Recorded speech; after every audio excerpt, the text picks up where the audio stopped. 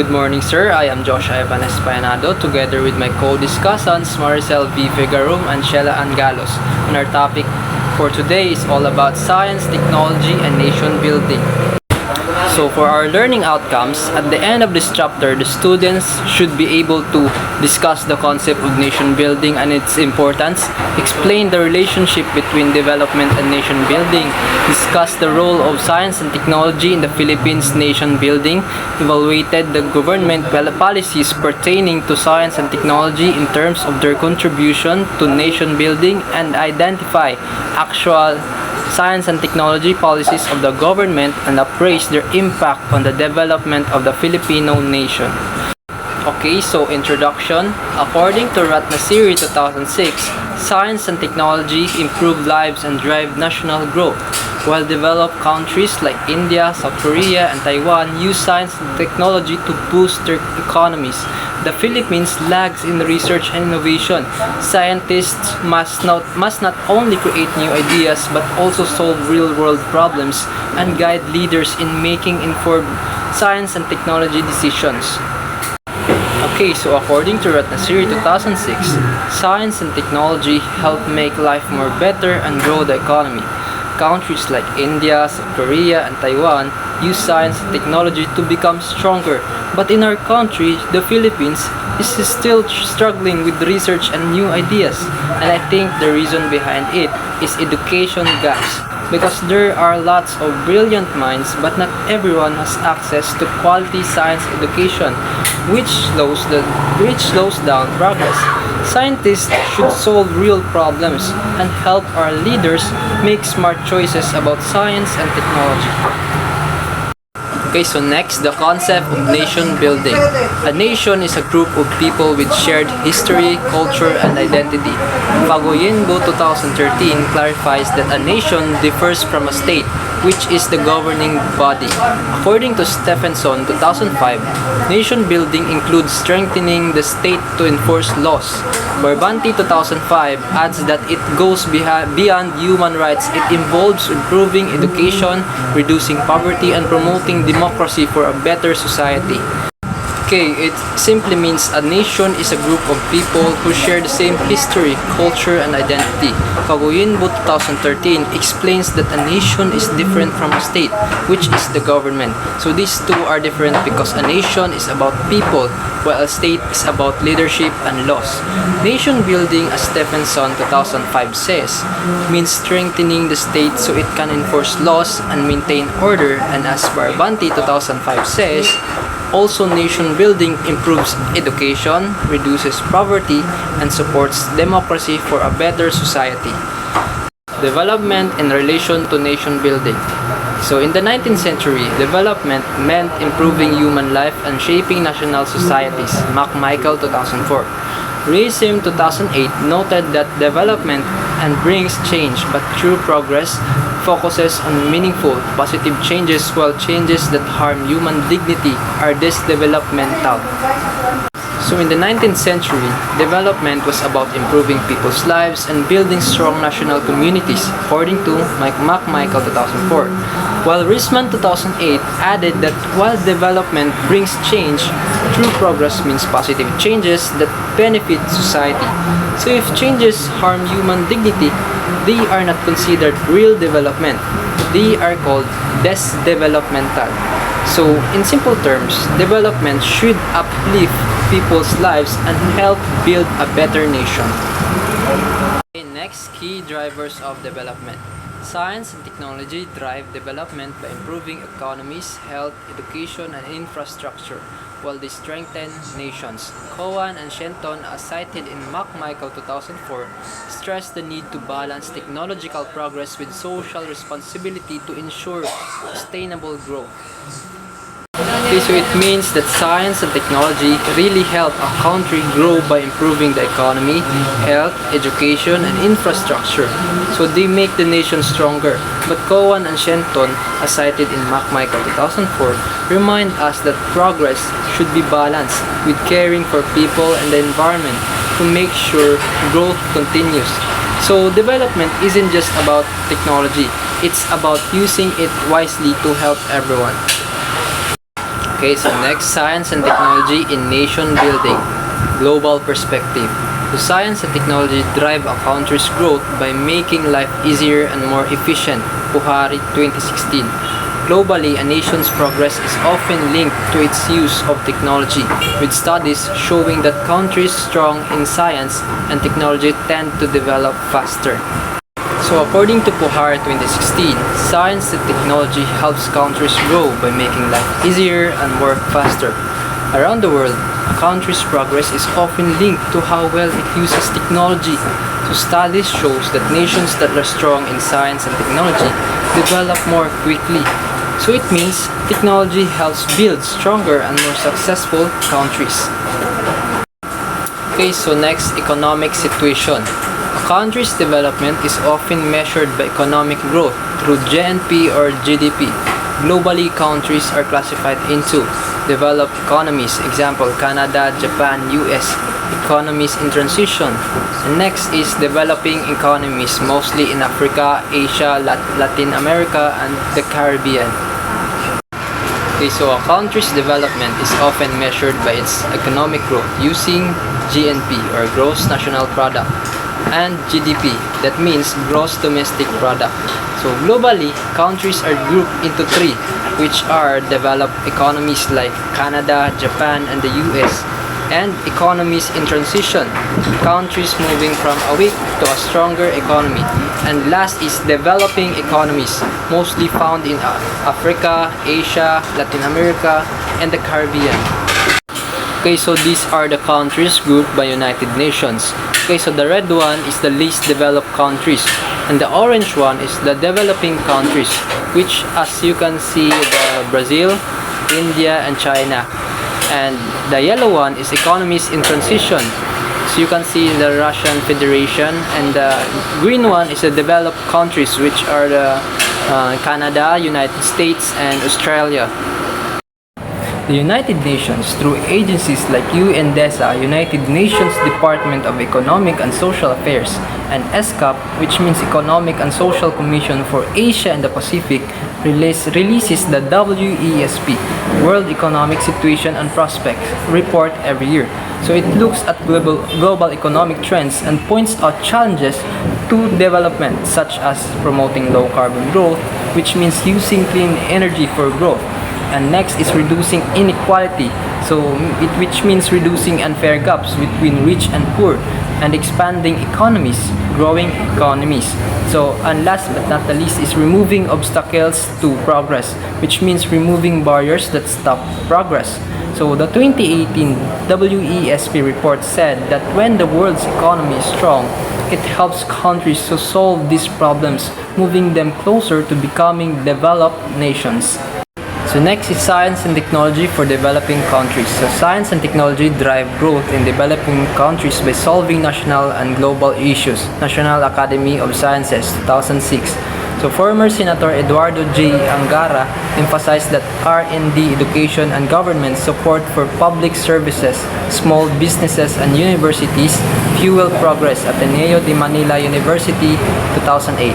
To succeed, nations must build their own science and technology with government and citizens working together to compete globally.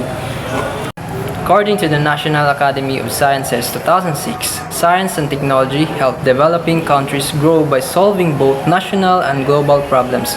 So former Senator Eduardo J. Angara said that research and development, education and government support for public services, small businesses and universities are important for progress.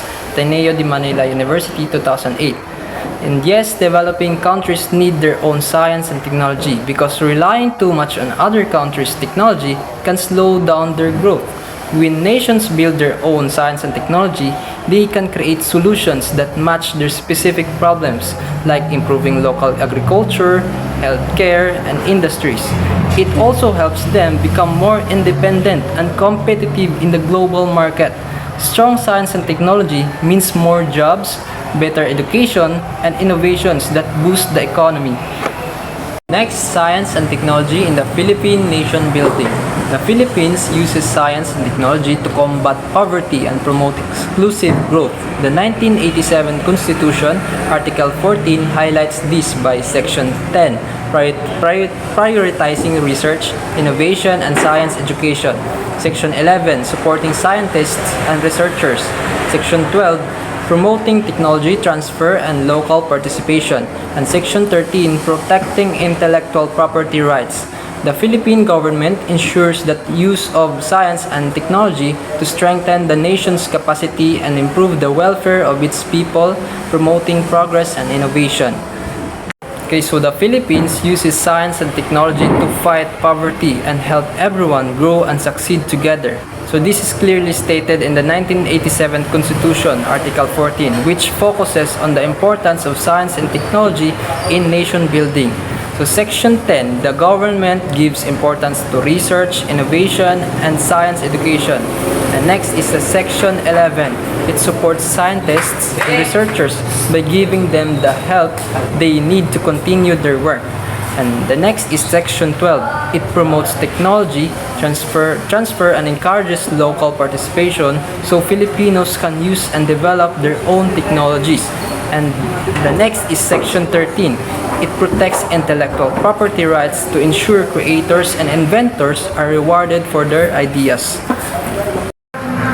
Good morning, sir. So, I am the second discussant of our topic, Science and Technology and Nation Building. And my assigned topic is all about the Department of Science and Technology, or DOST.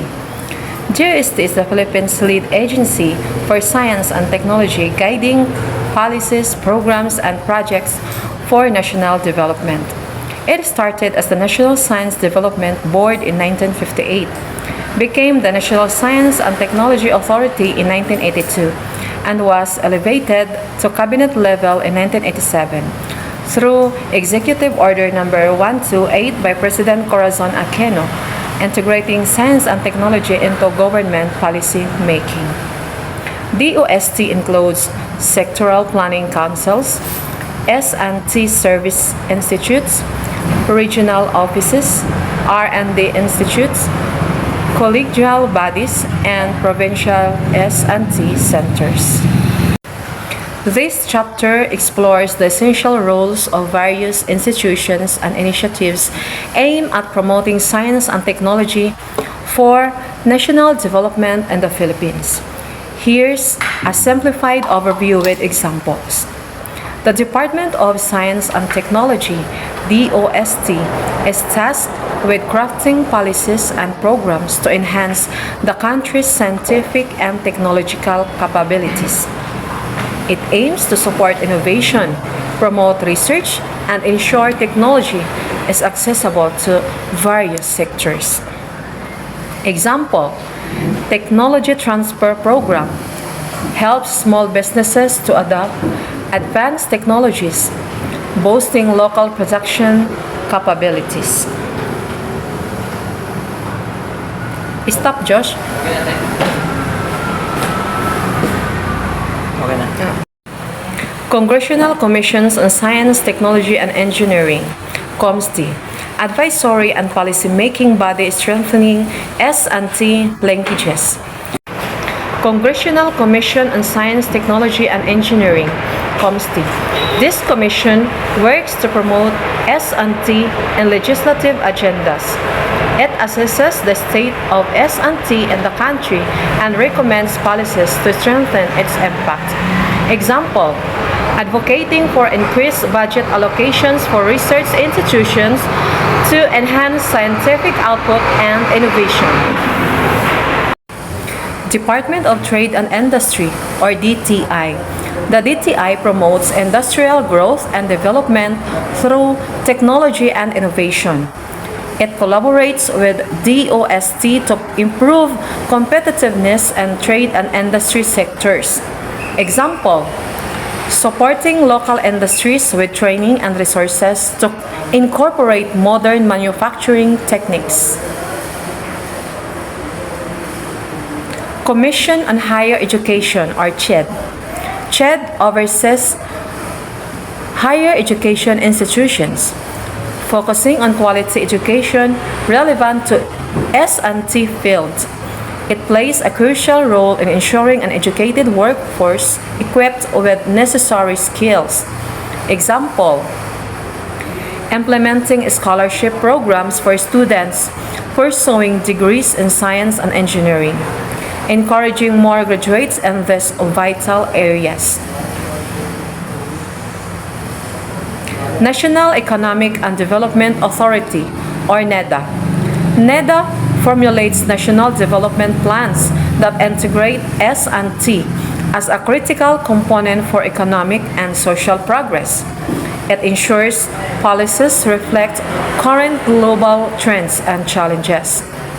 Example, promoting policies that support agricultural innovations to increase food security and rural development. Science and technology competitiveness of the Philippines. The World Economic Forum's Global Competitive Report uses 12 key indicators to assess a country's competitiveness. The DOST and S&T Resource Assessment and Evaluation Division tracks the Philippines' science and technology rankings from 2012 to 2018. Science and technology competitiveness of the Philippines. This concept refers to the country's ability to leverage science and technology for economic growth and improve international standing. A competitive and science and technology landscape attracts investment and promotes innovation. Example, developing local startups focused on information technology to create job opportunities and drive economic sustainability. So, these are the Global Competitiveness Index. Basic Requirements Sub-Index, 2. Efficiency Enhances Sub-Index, and 3. Innovation and Sophistication Factors Sub-Index. Here in Basic Requirements Sub-Index, these are the pillars. 1. Institutions. 2. Infrastructure. 3. Microeconomic environment. And 4. Health and primary education. And the key for factor-driven economies. In efficiency enhances sub-index, here are the pillars: higher education and training, goods market efficiency, labor market efficiency, financial market development, technological readiness, and market size. This is the key for efficiency-driven economies. And for the innovation and sophistication factors sub-index, here are the pillars: business sophistication and innovation. This is the key for innovation-driven economies. Philippine Government Science and Technology Agenda. National Development Agenda. The Philippine Development Plan, PDP 2017 to 2022, launched by NEDA, is part of Ambisyon Natin 2040, aiming for a prosperous, innovative, and high-trust society by 2040. National transformation is a gradual, long-term process requiring holistic strategies and local efforts for meaningful socio-economic progress. So, the Philippine Government Science and Technology Agenda. The agenda outlines national priorities in science and technology, emphasizing sectors like health, energy, and disaster risk reduction. It serves as a roadmap for policy formulation and resource allocation. Example, initiatives that develop automated weather monitoring systems to improve disaster preparedness and response. The National Development Agenda. This framework includes comprehensive strategies for socio-economic development, integrating science and technology to enhance efficiencies across various sectors. Example, using technology in public services to streamline processes, making them more accessible and efficient for citizens. This is the Infrastructure Development Framework 2017 to 2022. The matatag, maginhawa at panatag na buhay. These pictures shows these are the pillars of development. Malasakit, restore trust in public institutions and strengthen unity among Filipinos. Pagbabago, reduce inequality by expanding opportunities for growth, and sa patuloy na pag-unlad, sustain and accelerate economic growth. The Philippine Science and Technology Agenda. The S&T agenda supports national development by aligning with global and national strategies, integrating science and technology with socio-political, economic, and cultural aspects, building science and technology infrastructure and local capabilities, and ensuring resource availability. The DOST's HNRDA 2017-2022 focuses on using R&D to drive economic and social benefits for Filipinos. This is the Harmonized National Research and Development Agenda HNRDA framework that align with Ambisyon Natin 2040 and the 3 pillars of development. The HNRDA focuses on 6 issue-based programs: the Tubig, Sapat, Likas, Alert, Saklaw, and Atin. In Tubig, this is the water security. Sapat, food and nutrition security. Likas, health sufficiency. Alert, clean energy. Saklaw, sustainable communities. And Atin, inclusive nation building. So next, the major development programs and personalities in science and technology in the Philippines. The Philippine Development Plan, PDP 2017-2040, focuses on strengthening S&T to boost national development. DOST's 8-point action agenda aims to 1. Boost agricultural productivity through science-based tools. 2. Provide innovative technologies for competitive MSME. 3. Enhance local industries with advanced facilities. 4. Establish the Philippines as a global IT BPM leader.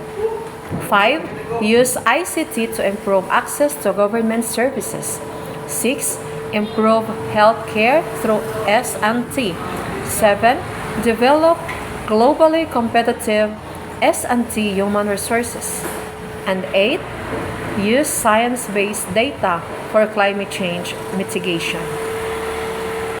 So, the major development programs and personalities in science and technology in the Philippines, several influential individuals and programs have significantly impacted science and technology in the country, driving advancements and shaping policies. Example, Dr. Carlos Castelio, known for his contributions to biotechnology and agriculture, has advocated for sustainable farming practices through scientific innovation. So, good afternoon everyone, especially to you, sir. So, I am the third discussant in our topic, which is entitled the Science and Technology and Nation Building. So, this is the continuation of our topic, and my assigned topic is all about the Philippine Science and Technology Human Resources. So, in Philippine Science and Technology Human Resources, enhancing science and technology human resources boosts innovation and national progress by empowering investors and scientists. So, the Philippine Science and Technology Human Resources encompass a range of skilled professionals who work in various scientific and technological fields. These individuals include scientists, researchers, engineers, and educators who strive to foster innovation and address the country's challenges through science and technology. So, for example, this can be seen in agricultural scientists developing sustainable farming techniques, or engineers designing infrastructure solutions that cater to local needs. So, So next is National Scientist. So the Order of National Scientists is the highest honor given by the President to individuals who significantly contribute to science and technology. Awardees receive annual gratuity and privilege similar to national artists. There are 41 national scientists. 4 of them were the most recently conferred in 2014. Science and technology personalities who were featured by Sabelio in 2014 of Philippine Daily Inquirer. So the first scientist is Angel C. Alcala, PhD, known for research on marine biodiversity and no-take zones, advancing coastal resource management. So Angel C. Alcala, PhD, is a prominent marine biologist known for his extensive research on the biodiversity of marine ecosystem, particularly coral reefs. His work has significantly impacted conservation efforts and helped establish marine protective areas in the Philippines. Example, through his advocacy and research, Alcala discovered ways to protect marine life, contributing to sustainable fisheries and marine resources. So the second one is Ramon C. Barba, PhD, a pioneered mango flowering induction and crop micropropagation. So Ramon C. Barba is recognized for his groundbreaking work in horticulture, especially in mango production.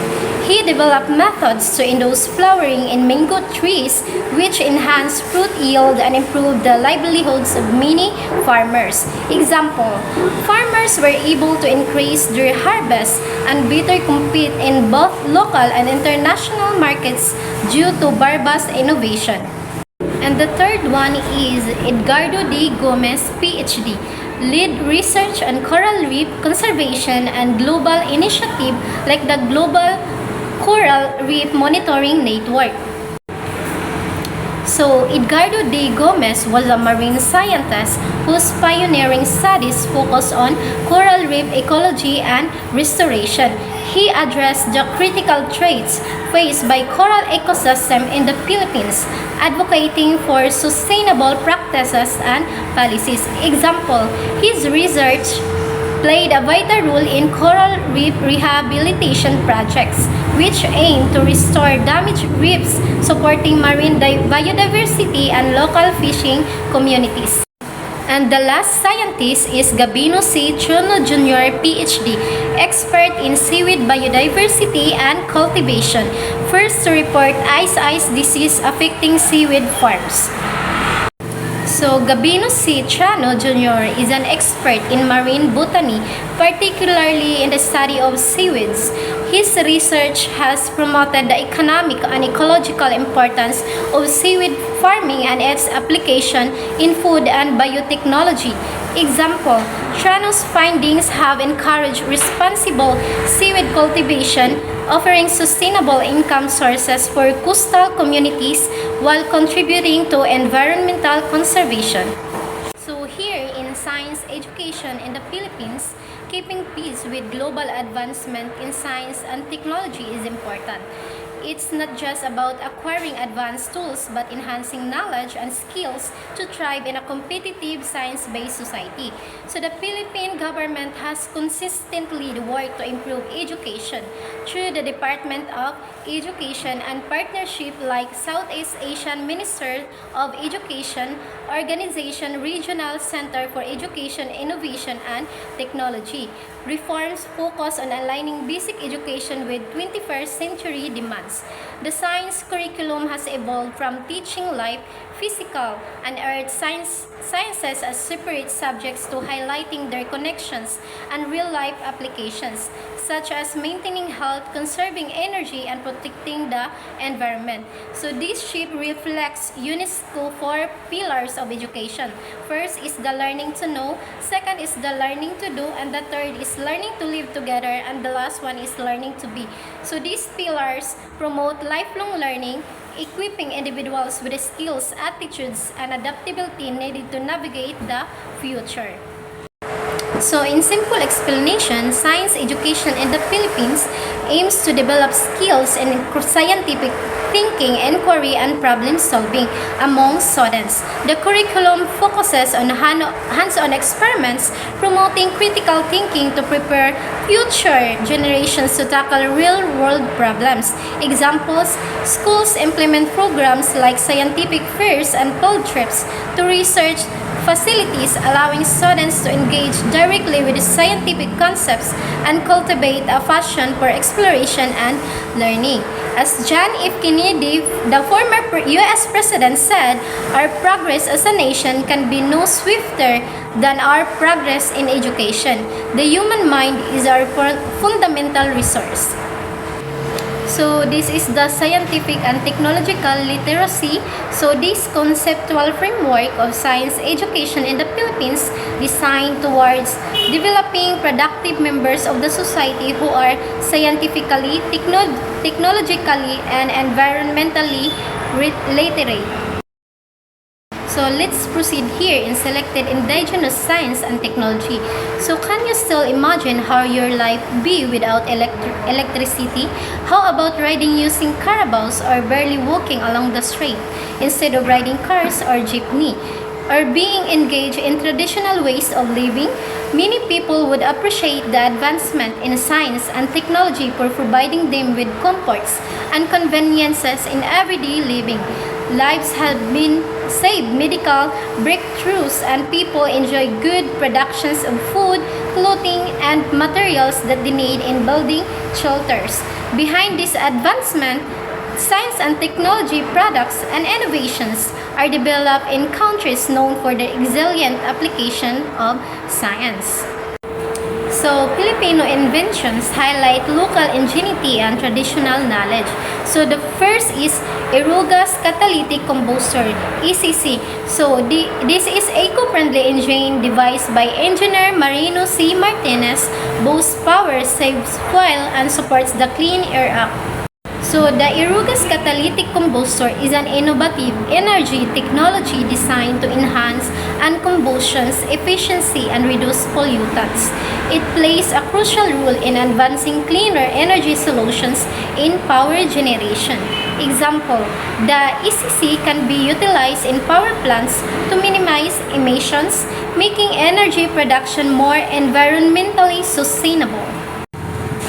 So, the second invention is saltwater powered lamp by Isa Mihino provides light for remote areas.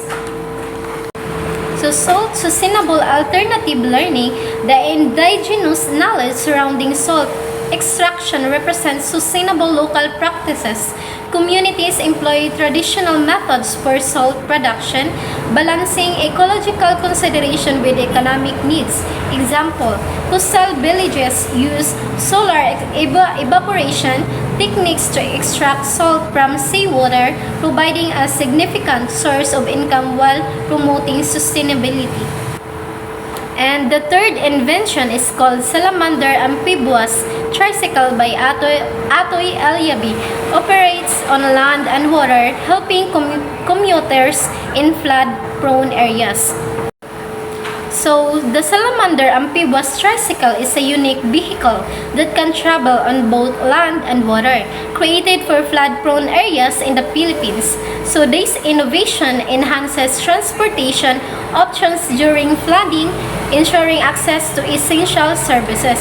So, example, residents can use the amphibious tricycle to reach markets and schools despite adverse weather conditions, improving mobility and resilience in vulnerable communities. So in conclusion, all these and many other Filipinos' inventions are continuously flourishing. It reflects the wisdom of Filipinos in dealing with scientific knowledge and their environment. These are not only products of influence from other Western cultures, but said to be the products of traditional science. Indigenous technologies and practice reflect not just ways of working, but also the ways of knowing and thinking of people in the community. People are amazed by how these indigenous systems, which have no equivalent in the modern science, empowered other societies or even nation to live quite successfully for many generations. In that, the role of indigenous science and technology in nation building shall not be neglected and overshadowed by the other kind of modernity introduced in the world today. So this chapter emphasizes how science and technology contribute to the nation building in the Philippines through skilled human resources, distinguished national scientists, effective educational strategies, and indigenous innovations. And that's end my discussion, everyone. I hope that you learned something in my topic. Thank you.